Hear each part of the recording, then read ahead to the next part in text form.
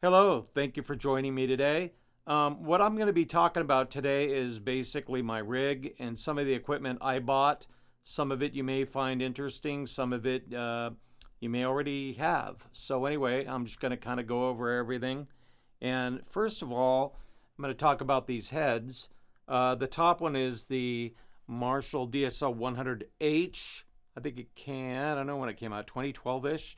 I bought this one used because I had been on a waiting list for the DSL 100HR, which is the one below it, for about 6 months, and I got tired of waiting. So the one up on the top was immaculate. Paid about $600 for that one, and then in about December, the 100HR showed up, and got that one for 705. So really happy there. And then over here, I got my little DSL 20 HR. This thing is absolutely beautiful. It's a masterpiece. I think Marshall with their 20-watt series heads just knocked it out of the park. This DSL is beautiful. In fact, it kind of like out of the box sounds better than the 100s did. I have to fiddle with them a little bit more, but this little 20, it can do no wrong. So anyway, great little lamp. I'll be going into that in a future video. So, okay, and now down to the cab here. I've got this MX412AR cab. I've got it loaded with UK made Celestian greenbacks. Really love the way this sounds. I had a mix of, in an X pattern, the vintage 30s with the greenbacks, but together I just really didn't like it that much. I liked them individually mic'd, but I didn't like sitting back and listening while I played. So I swapped them out. This is now loaded with just greenbacks. And then over here, this is the B cab, and this one had the cheesy stock ones in there. Never really liked those. And now I've got it loaded up with some G12 T75s. I really like them because they're very neutral and they kind of go with everything. And if I play them with the greenbacks, it's just beautiful. It adds a certain flavor that I like a lot. So that one is loaded with that. And then I've got a third cab on the way, and it is going to be loaded up with all vintage 30s, also from the UK. So that takes care of the cabs. So sitting on the top here, I've got this Bugera attenuator. And the thing is actually really, really cool. It's made of steel. Apparently, I am guessing it's probably a licensed version of the Soldano Jet City one that they make, which is white, but it's basically the same. You look at the back of the thing, and you look at the back, and you can see they're exactly the same as the Jet City from Soldano. So anyway, the thing is steel. It's very, very well made. And the potentiometer here is really, you can kind of feel the little gradients as you move it. It's very interesting, and it really works well. No complaints. I am not sure if it's any better than my black box. One is just basically in the back of the amp, post power tubes. I like it. It's quiet. It doesn't do anything nasty. It doesn't get too hot. I'm just not sure if the sound is any better than just my little black box, which I'll be going over in a few minutes. Now, this little gem right here is incredible.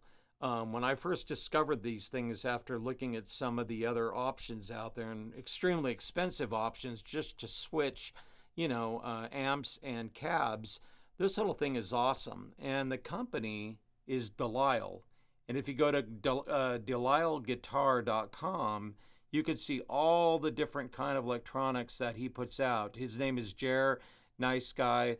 He can help you out with anything you need. But this thing, I paid for it $289, and for the money, it's unbelievable because I can very, very quickly switch between any amp, any speaker. I can have full stacks. I can have many heads going to one cab. I can get one head go to many cabs, which is cool. And the switch is actually very positive. It's not clanky. It just feels very high quality. this whole thing. And, you know, they're made in the United States, very, very well made. But you can hear, listen up close. I'll get it close as I can. Don't know if you can hear that, but it's just really, really cool. So I like this thing. It's great. I would highly recommend it to anybody that needs to manage, you know, 4 cabs, 4 heads. This thing does it. So then coming over here, what I have is my board. Now, I don't play with a lot of pedals. In fact, a lot of these I don't use. But you notice I've got 4 of these EQs by Behringer.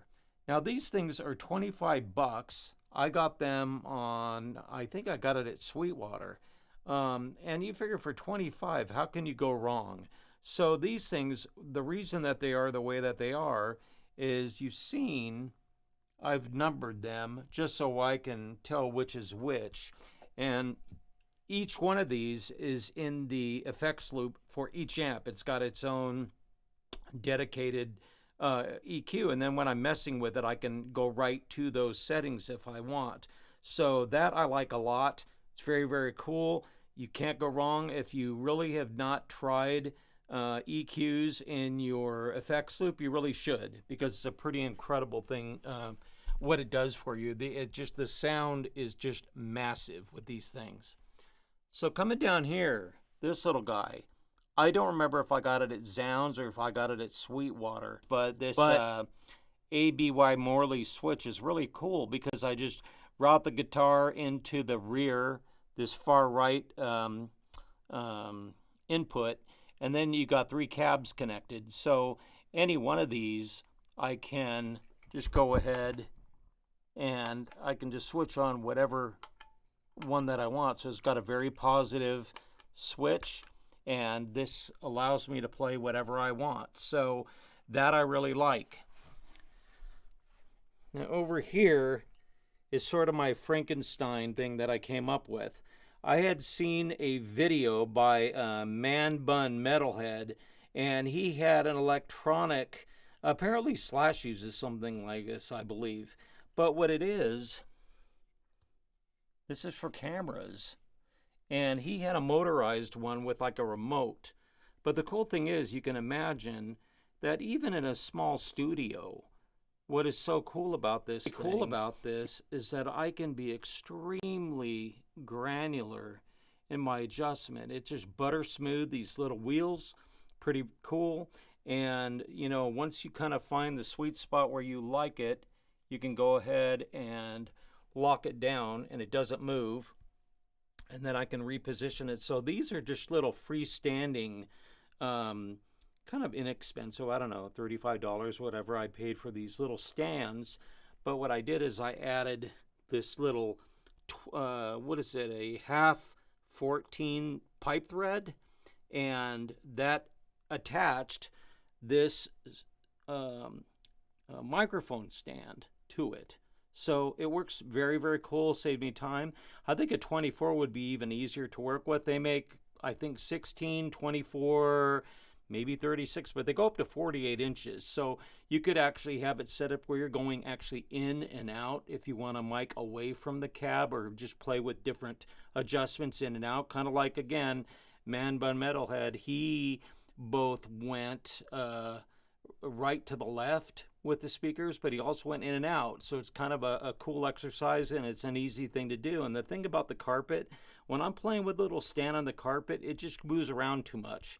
So that kind of had me make this little guy. So that thing works really, really cool. Okay, so I bought 4 of these little guys. So these, I think, are little desktop microphone stands. Let's see if we can see the brand here. That's the brand. Got these on Amazon.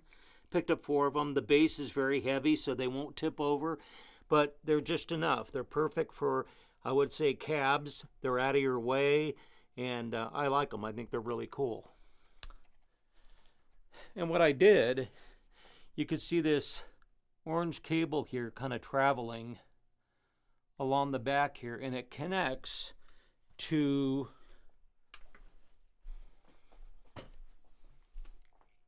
it connects to my little EQ and volume board.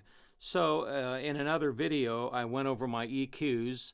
I'm still experimenting with this Ibanez parametric EQ. It is really pretty incredible. It's got the Q adjustment knobs, which is basically how the bandwidth. And then here you got the frequency, so you can dial in rather have the fixed bands over here. This one you can make it between a range of what they show here. So this is a pretty awesome EQ. I'm still playing with it, but it has a very natural sound, and you can make it very, very broad. So this thing is really cool. It's made in metal, very, very good quality. Love it. Just still figuring that out. And up here is my little JHS black box.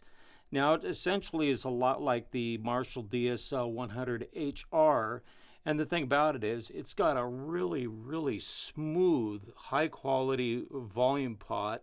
And I can basically be sitting here at my DAW workbench, and I could just kind of crank the volume to whatever I want it to be, and it just works beautifully. There's no hiss, there's no noise. It just really works great. So I don't know, I set the amp, the H, which is what this one's connected to. It's in that, only that effects loop is, I set it to about 3 and 4 on the amp, and then I can bring it down here, and if I crank it all the way, then it'll take it up to, 3. But whatever you set the top to is what this will be. It won't go higher than what the amp is set. So these are really cool. I don't know, I paid $65 when I did it. I don't know what he's selling them for now, but that's what they are. Then of course I've got my, I think these are PreSonus monitors, and then I've got my Scarlett DAW that I have really not done a lot with. I use a camera, the camera I'm holding for my video, and it captures audio and video. So, that's that. And then here is my purchased at Home Depot workbench. It's got a couple drawers. You can see here that are ball bearing drawers, and I keep my tools in there and everything.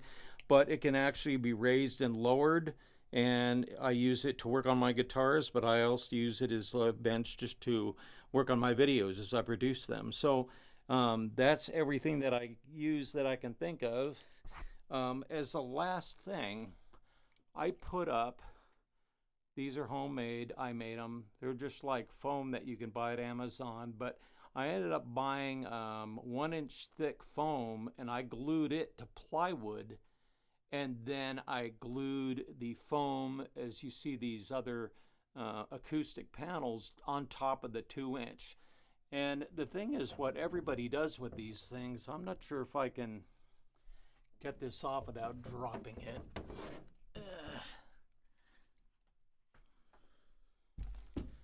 But what I want to show you is that they're just, it's like hanging a picture frame. They're just, you hang them up, and these are cable, and you put them on your wall wherever you want them, and then what it allows you to do is very easily kind of move them. So if you need more, you need to have a little bit more of these things a little closer together, a little bit further apart, it's easy to do. So anyway, that's my humble little studio here. It's actually, this room is 8 by 12. And it suits my purposes. The paneling on the walls is mahogany ply, but without the acoustic panels, it just was really echoey in here. And then on the floor, I just have carpet. Again, the carpet is beautiful for making sure I don't get unnecessary echo.